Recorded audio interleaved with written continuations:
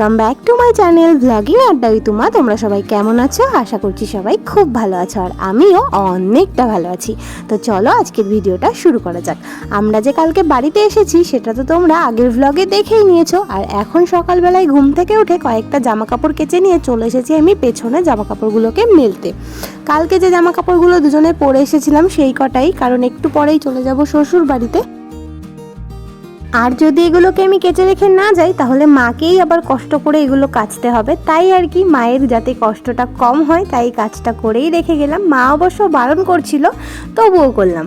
আর এদিকে দেখো এই যে পুচকেটা, এটা হচ্ছে আমার একটা ভাইপো। আমাকে দেখে ও এখানে চলে এসেছে, আমার পেছন পেছন গল্প করছিলাম ওর সাথে, আর কাজটাও সেরে নিলাম। তো এইদিকে এই যে জামা কাপড়গুলো সব মেলে দিয়েছে, আর এখানে এত রোদ্দুর না তাকাতে পারছি না, তার উপর আবার কেবলই ঘুম থেকে উঠে এলাম। চোখ দুটো দেখেই বুঝতে পারবে পুরো ফুলে গেছে। আসলে অনেকদিন পরে না এতক্ষণ ঘুমালাম, বাড়িতে এসেছি না, কোনো চাপ নেই, মা ডাকেও নি, একদম মনের সুখে ঘুমিয়েছি। আর ঘুমিয়ে পুরো চোখ টোকগুলো ফুলিয়ে ফেলেছি, তাকাতেই পারছি না সত্যি। আর এদিকে এই যে রিমা দাঁড়িয়ে আছে। তো চলো যাই বাড়ি, বাড়ি যাও। বাবা চোখে কেমন লাগছে, আয় বালতিটা নিয়ে আয় তুই।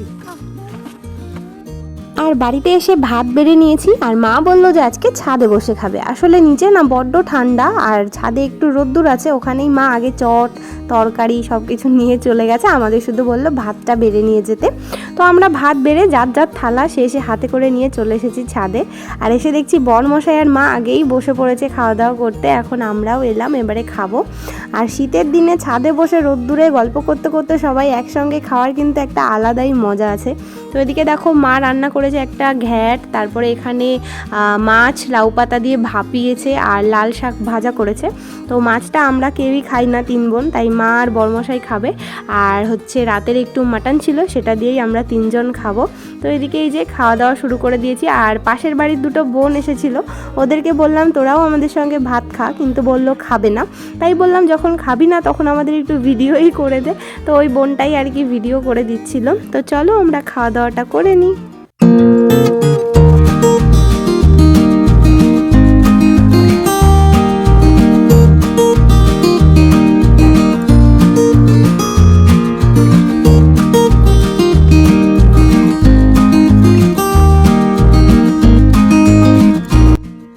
খাওয়া দাওয়া করে নিচে চলে এসেছি, আর এসে শাখা পলাটা বের করে নিয়েছি, কারণ শ্বশুর বাড়ির পাশে না 2-3 দিন ধরে একটা অনুষ্ঠান হবে, সম্মেলন। তো সেই জন্যই মা বললো পড়তে। এমনিতে তো পড়া হয় না, অকেশন পারপাসেই পড়ি, কারণ আমার না সারাক্ষণ এরকম মোটা মোটা শাখা পলা পরে থাকতে ভালো লাগে না। আর তাছাড়া আমার হাতে এটা এখন ছোটও হয়ে যায়। বিয়ের সময় বানিয়েছিলাম, কত বড় বড় ছিল, কিন্তু এখন আমি এতটাই গোলুমলু হয়ে গেছি যে এগুলো এখন ভীষণ পরতে কষ্ট হয়। তো সাবান লাগিয়ে হাতে তারপরে পরে নিলাম। আর এখন বরমশাইয়ের সঙ্গে একটু ঢং করছিলাম আর কি, ওকে আংটিটা পরিয়ে দিচ্ছিলাম, বললাম পরতে, বললো যে পরবে না, তাই জোর করে পরিয়ে দিলাম। আর তারপরে স্নান করে রেডি হয়ে গেছি, আমরা যাব এখন ওই বাড়িতে। তো আমরা দুজন তো যাচ্ছিলামই, সঙ্গে করে বোনদেরকেও নিয়ে নিলাম, কারণ ওই যে বললাম বাড়ির পাশে অনুষ্ঠান আছে, তাই বললাম চল ঘুরে আসবি, ভালোই লাগবে। এখন সবাই রাস্তায় চলে এসেছে, আমার জন্য ওয়েট করছিল। তো আমিও চলে এলাম, আর এবার 4 জন মিলে যাব। আর কি করে যে স্কুটিতে উঠবো সেটা হচ্ছে ভাবনার বিষয়। 4 মূর্তি আমরা একসাথে উঠেছি, ভিডিও অন করে কিভাবে যে বসে আছি সেটা শুধু আমরাই জানি। বন্ধ কর তুই। এখন বাজারে পৌঁছে গেছি, আর বর্মশাইকে বললাম বাড়ি আগে আগে চলে যেতে, কারণ আমি একটু ভ্রু প্লাগ করবো। আর তাই জন্যই বললাম যে ও বেকার দাঁড়িয়ে থাকবে, ও চলে যাক, আমরা 3 বোন হেঁটে হেঁটে পরে চলে যাব, কারণ বাজার থেকে খুব একটা দূরে নয়, ওই 3-4 মিনিটই লাগবে হেঁটে হেঁটে। আমার বাপের বাড়ি শ্বশুর বাড়ি দুটোই না বাজার থেকে সেম ডিস্টেন্স, তবে উল্টো দিকে, মানে বাপের বাড়িটা যেদিকে শ্বশুর বাড়িটা তার একদমই অপোজিট দিকে। তো এই যে আমরা পৌঁছে গেছি, আর পৌঁছে না অনেকক্ষণ বসতে হলো, কারণ যে দিদিটার কাছে এসেছিলাম দিদিটা একটুখানি কাজ করছিল, তাই আমাদের একটু বসতে বললো। তো এখন দিদি কাজ সেরে চলে এসেছে, এবারে ভ্রুটা প্লাগ করে দেবে, তারপরে আমরা আবার চলে যাব, কারণ বরমশাই অনেকক্ষণ আগেই চলে গেছে, গিয়ে আমাদের জন্য ওয়েট করবে, সেই জন্যই আর কি একটু তাড়াতাড়ি যেতে হবে।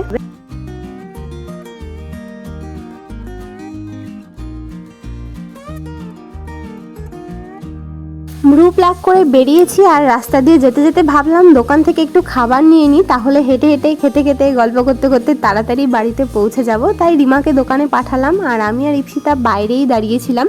আর রিমাকে বলেছিলাম তোর যা ভালো লাগবে তুই সেটাই কিনে নিয়ে আসবি। তো চলো দেখা যাক রিমা কি কিনে নিয়ে আসে। তো খানিকক্ষণ দাঁড়ালাম, তারপরে এই যে রিমা দেখো তিনজনের জন্য 3টে লাড্ডু নিয়ে চলে এসেছে। আর এখন আমরা 3 বোন গল্প করতে করতে আর লাড্ডু খেতে খেতে হাঁটতে হাঁটতে পৌঁছে গেছি বাড়িতে। আর এই যে হচ্ছে আমার শ্বশুর বাড়িতে আমার ছোট্ট কুটির। আর এখানে অবশ্য থাকা হয় না, তাই এটার অবস্থা খুবই খারাপ ছিল। ভেতরে ভীষণই নোংরা হয়েছিল, পরিষ্কারও করা হয়নি অনেক দিন, প্রায় 5-6 মাস ধরে। তাই আর কি, তো কিছুদিন আগেই মা, রিমা, ইপসিতা 3জনে এসে ঘরটাকে পরিষ্কার করে রেখে গেছিলো। তবুও আবার এই কয়েকদিনে অনেকটাই নোংরা হয়ে গেছে, যেহেতু টিনের ঘর প্লাস মেঝেটাও মাটির, তো সেই জন্য একটু বেশি নোংরা হয়। তাই আর কি এসে ঝটপট করে আমি পরিষ্কার করতে লেগে পড়েছি। আর যেহেতু এই ঘরে থাকা হয় না, তাই জন্য না সব জিনিসপত্রগুলোকে আমি ভালো করে গুছিয়ে ঢেকে রেখে যাই, কারণ না হলে আরও বেশি নোংরা হয়, পরিষ্কার করতে অসুবিধা হয়, জিনিসগুলোও খারাপ হয়ে যাবে। সেই জন্যই ঢেকে রেখে যাই, যখন আসি তখন আবার সব পরিষ্কার করে নিই। তো এদিকে দেখো শোকেস, আলমারি সব কিছুতে কাভার পরিয়ে রেখে যাই, খাটটাকেও ঢেকে রেখে যাই। তো খাটটাকে আগে একটু টুকটাক ঝেড়ে নিলাম, এবার এক এক করে সব জিনিসগুলোকেই মানে কাভারগুলো খুলবো, মুছবো, যা কিছু বের করার আছে সব বের করব, কারণ ঘরটাকে একটু থাকার মতো যোগ্য করতে হবে আর কি। কারণ এখানে 3-4 দিন থাকবো ভাবছি, যে কদিন এখানে অনুষ্ঠান হবে। তো আর তাছাড়া বাড়ির পাশে যেহেতু অনুষ্ঠান, কেউ যদি আসে লোকজন, তারাও আসতে পারে আমার ঘরে, তো এসে যদি দেখে এলোমেলো আছে তারাও মানে ব্যাপারটা খারাপ ভাববে, তাই না? তাছাড়া সবথেকে বড় ব্যাপার হচ্ছে আমি একদমই নোংরা জায়গায়, এলোমেলো জায়গায় থাকতে পারি না। যতই ঘর ছোট হোক, ভাঙা হোক, তবুও ভালো, ঘরে কোনো জিনিস না থাকুক তবুও ভালো, কিন্তু যেটুকু থাকবে সেটুকু যেন পরিষ্কার থাকে, তাহলেই আমার চলবে আর কি। তো এদিকে এসে আগে ঝটপট করে ঘরটা ঝাড় দিয়ে নিলাম, কারণ ঘরে ভীষণই ধুলো হয়েছিল। তারপরে এক এক করে আমি বিছানা চাদরগুলো বিছাবো, কারণ ভাবলাম যেহেতু মাটির ঘর, যদি আগে বিছানা চাদরটা বিছিয়ে পরে ঝাড় দিই তাহলে ধুলো টুলোগুলো তো উঠবে, তাই না? তাই আর কি ভাবলাম ঝাড়টা দিয়ে পরেই ওই কাজগুলো করা যাক। তো ঘর ঝাড় দিয়ে যেটুকু নোংরা বেরোলো, এটাকে এখন হালকা করে একটু ঝাড় দিয়ে এক সাইডে রেখে দেবো, কারণ দিদিভাই একটু আগেই উঠোনটা ঝাড় দিয়ে রেখেছে, এবার সামনে নোংরাটা পড়ে থাকলে দেখতে বাজে লাগবে। তো ঝাড় দিয়ে চলে এসেছি, এখন এই যে মাদুরটা বের করে নিলাম। এটা আর কি বারান্দায় একটা খাট আছে, ওই খাটটাতে বিছাবো, কারণ ওখানে আমি আর বিছানা চাদর পাতবো না, যেহেতু ওখানে ঘুমানো হবে না, থাকা হবে না, খালি খালি বিছানা চাদর পেতে আমারই খাটনি বাড়বে, পরে ওগুলো ধুতে হবে। সেই জন্য ভাবলাম যে মাদুরটা বিছিয়ে দিই, তাহলে আমার আর অসুবিধা হবে না, পরে যখন চলে যাব তখন আবার তুলে রেখে চলে যাব।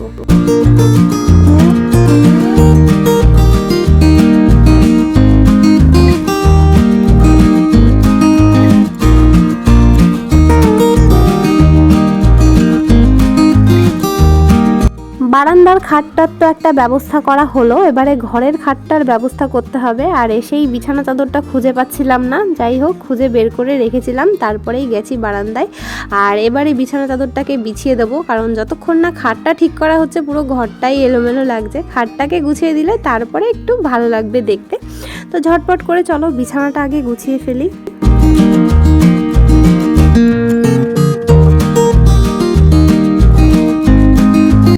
বিছানা চাদর বের করে বিছানাও হয়ে গেছে, এবারে বালিশগুলো বের করে নিয়েছি। এবারে বালিশগুলোর একটা ব্যবস্থা করতে হবে, মানে ওদেরকে জামা কাপড় পরাতে হবে আর কি। আজকে না কাজ করতে একদমই কষ্ট হচ্ছে না, কারণ 3 বোন মিলে একসঙ্গে এসেছি, তো গল্প করতে করতে কখন যে সব কাজ হয়ে যাচ্ছে বুঝতেই পারছি না। তবে অন্যদিন যখন একা একা আসি তখন আমি একদম বোর হয়ে যাই, কারণ একা একা চুপচাপ মুখ বুজে সব কাজগুলো করতে হয়, কথা বলার মতো কেউ থাকে না, তাই আর কি। তো খাট বালিশ সব ঠিক করা হয়ে গেছে। আর এই যে ইন্ডাকশানটা যেটা মায়ের জন্য এনেছিলাম, সেটাকেই 2 দিনের জন্য এই বাড়িতে নিয়ে এসেছি, কারণ যেহেতু এখানে থাকি না, তাই না এখানে আর গ্যাস ট্যাসগুলো রাখা হয় না। আর এসে তো সেই বেশিরভাগটাই বাপের বাড়িতেই থাকা হয়, কাজেই লাগেও না জিনিসগুলো। কিন্তু যেহেতু বাড়ির পাশে অনুষ্ঠান, তাই কেউ যদি আসে একটু চাটা করে দিতে হবে, সেই জন্যই নিয়ে এসেছি। আর এই যে দেখো বাড়ির সামনে প্যান্ডেল হয়েছে, এখানেই অনুষ্ঠানটা হবে আর কি, একদমই আমাদের উঠোনের সামনে। তো এখানে দাঁড়িয়ে দাঁড়িয়ে দেখছিলাম, সবাই গেছিল জল আনতে, সেটাই দেখবো বলে আর কি দাঁড়িয়েছিলাম সামনে।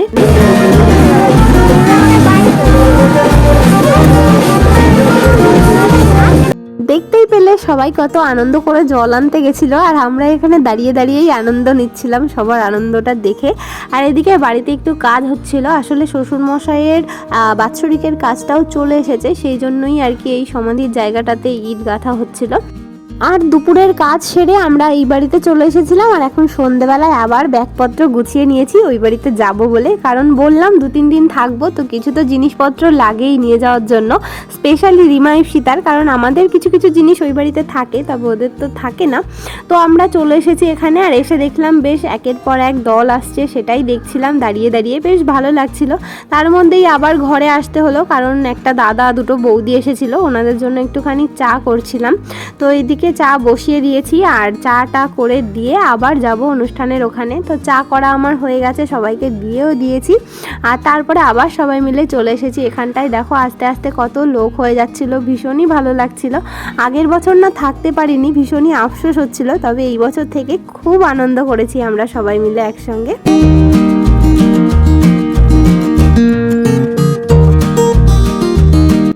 আর এখন আমরা চলে এসেছি মেলায়, মানে পাশেই ছোটোখাটো একটা মেলা বসেছিল, ওখানেই আমার সব ভাসুরের ছেলেদেরকে নিয়ে বোনেদেরকে নিয়ে সবাই ঘুরতে এসেছি, একটু খাওয়া দাওয়া করবো আর কি। আর এসেই আগে পুরো মেলাটাকে ঘুরছিলাম, কোথায় কিসের দোকান বসেছে সেটাই দেখছিলাম, বেশ ভালো লাগছিল, অনেক দিন পর মেলায় এসেছিলাম, তাছাড়া একদম বাড়ির পাশে যেহেতু আরোই ভালো লাগছিল। তো এসে সবাইকে খাবার দাবার কিনে দিলাম আর কি, আর লাস্টে এলাম এগরোলের দোকানে। এগরোলের দোকানে এসে এখানে এগরোল অর্ডার দিয়ে দিয়েছি, তবে এত ভিড় যে অনেকক্ষণ দাঁড়িয়ে থাকতে হয়েছিল এগরোল নেওয়ার জন্য। তো এই যে দেখো এগরোল আমাদেরকে বানিয়ে দিল, তবুও এখনও সবগুলো বানানো হয়নি, কারণ আমরা অনেকজন মিলে গেছিলাম, তো ওনারও একটু টাইম লাগছিল বানাতে। ফাইনালি এগরোলগুলো কেনা হলো, সবাইকে দিলাম। আর রিমা যেহেতু এগরোল খাবে না, রিমা বলল যে ও ঘুগনি খাবে, তাই ওকে একটু ঘুগনি কিনে দিলাম। তারপরে সবার জন্য একটু আইসক্রিম কিনে নিলাম, কারণ আর যাই হোক যতই ঠান্ডা পড়ুক, আমি বাবা মেলায় গেলে আইসক্রিম না খেলে আমার চলবে না। তো এদিকে বর্মশাই টাকা দিয়ে দিল দোকানে, আর এখন যাব ঘরে, আইসক্রিমটা ঘরে গিয়েই খাবো, আমি এখানে বসে খাবো না। তো চলে এসেছি ঘরে, আর ইপসিতা বললো ওর থেকে একটু রোল খেতে, আমি বললাম খাবো না, তবুও বললো যে খেতে, তাই একটুখানি টেস্ট করলাম, বেশ ভালোই বানিয়েছিল।